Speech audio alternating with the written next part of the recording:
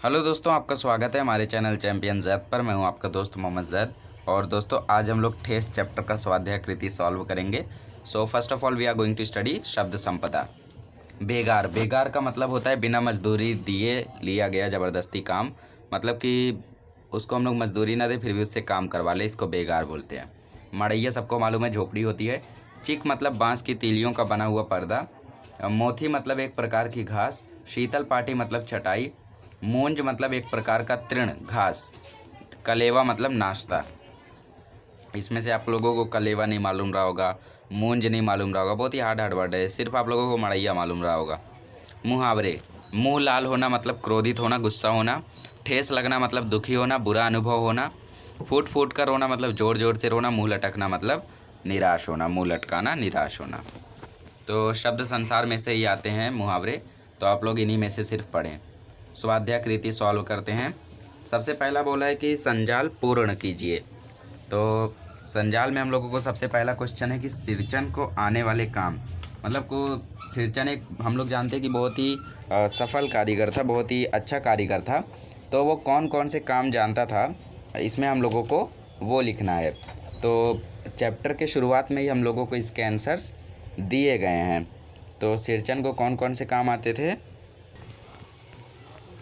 तो सबसे पहला इसमें आएगा शीतल पाटी बनाना।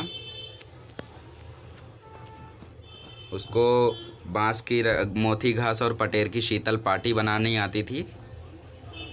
फिर बांस और तीलियों का चिक बनाना आता था। दूसरे में आएगा चिक बनाना। और तीसरे में आएगा मूंज की रस्सी की जाले बनाना। मूंज की रस्सी के जाले बनाना, ये हम लोग घास वास रखने के लिए इस्तेमाल करते हैं, भूसी चुन्नी ये सब। और चौथा आएगा मोढ़े बनाना, सतरंगी डोर के मोढ़े बनाना। सतरंगे डोर के मोढ़े बनाना। तो ये चारों काम उसके आते थे। पहला है मोती घास और पटेर की शीतल पाटी बनाना। चौथा है चिक बनाना, बांस और तीलियों के झिलमिलाता। और भूसी चुन्नी रखने के लिए मूंज की रस्सी के जाले बनाना। जाले बनाना आप लोग लिख सकते हैं। सतरंगे डोर के मोढ़े बनाना। अब सिरचन का मेहनताना, मतलब कि जब उन्होंने उनको काम पे रखा था तो क्या क्या बोल रहा था, पेट भर खाना, कि उसको पेट भर खाना मिल जाएगा यहाँ पे, पेट भर खाना। और दूसरा है एक आध पुराना धुराना कपड़ा। लोग उसको क्या देते थे, एक कपड़ा दे देते थे पुराना धुराना जो फट उट चुका हो, और पेट भर खाना दे देते थे और भगा देते थे, उसको पैसा नहीं देते थे। अब मानू को उपहार में मिला, मतलब कि मानू को उपहार में क्या क्या मिला था, तो मानू को मिला था एक शीतल पाटी। शीतल पाटी और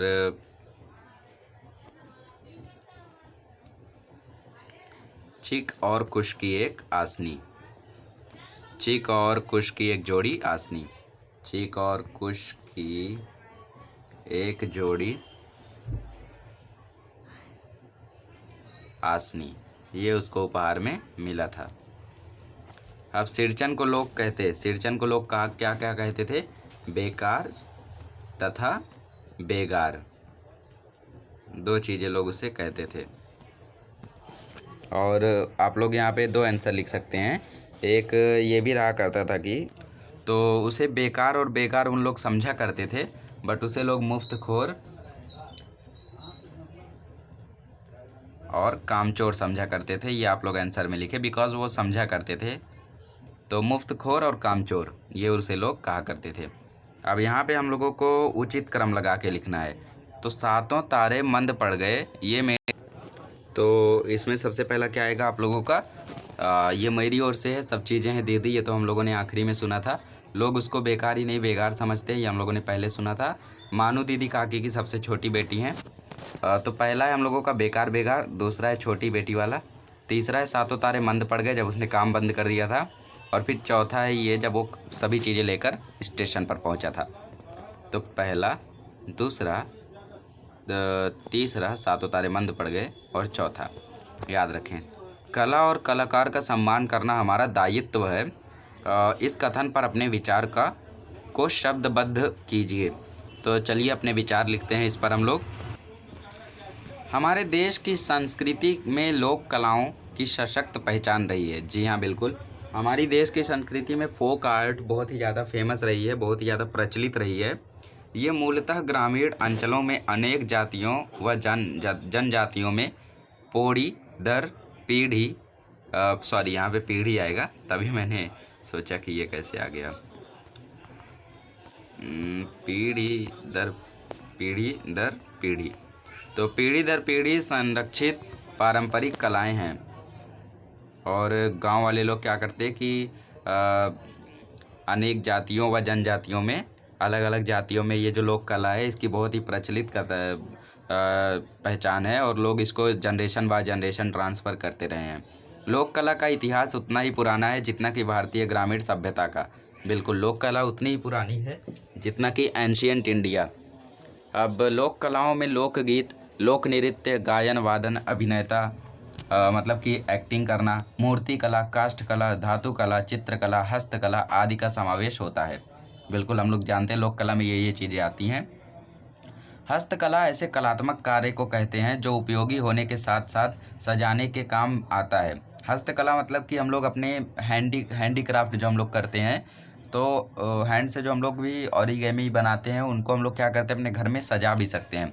जैसे अगर आप लोगों को कोई अच्छा सा फूल बनाने आता है तो वो फूल बना के आप लोग अपने घर में सजा भी सकते हो।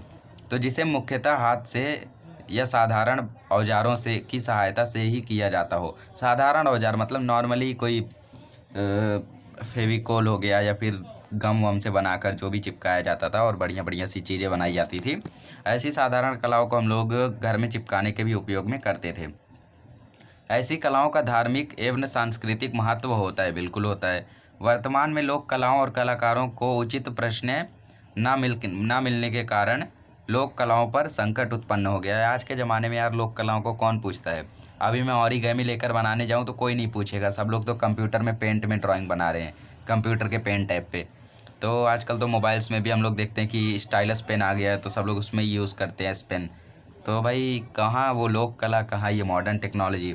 बहुत ही भारी संकट आ चुका है और कोई अब उसे पसंद नहीं करता है। धीरे धीरे समय परिवर्तन, भौतिकतावाद, पश्चिमीकरण तथा आर्थिक संपन्नता के कारण परंपरागत लोक कलाओं पर नकारात्मक प्रभाव पड़ रहा है। बिल्कुल, आजकल लोग अपनी इकोनॉमिकल कंडीशन सुधर गई हैं, कोई क्राइसिस नहीं है, तो लोग कोई महत्व नहीं देते इन सभी चीज़ों को। बट जनता व प्रशासन दोनों को ही उनकी पहचान नष्ट होने से बचाने के लिए प्रयास करने चाहिए, ताकि कला और कलाकार का सम्मान फिर से वैसा ही हो सके जैसा हुआ करता था। आजकल तो कलाकार को कोई सम्मान ही नहीं देता है। कलाकार बोलता है लाइए मैं आपकी तस्वीर अभी 10 मिनट में बनाता हूँ, तो सामने वाला बोलता है लो मैं 1 सेकंड में फ़ोटो खींच लेता हूँ। क्या सम्मान रहेगा उसका। तो बट फिर भी पेंटिंग्स की अलग ही बात होती है। तो कोई भी कलाकार हो दोस्तों, उसका आप लोग सम्मान करें और उसे वही इज्जत जो उसे मिलनी चाहिए। तो आज बहुत इज्जत हो गई ठेस चैप्टर की। नेक्स्ट लेक्चर में मिलेंगे तो 11वां कृषक गान चैप्टर का पूरा स्वाध्याय कृति सॉल्व करेंगे। मिलते हैं नेक्स्ट लेक्चर में।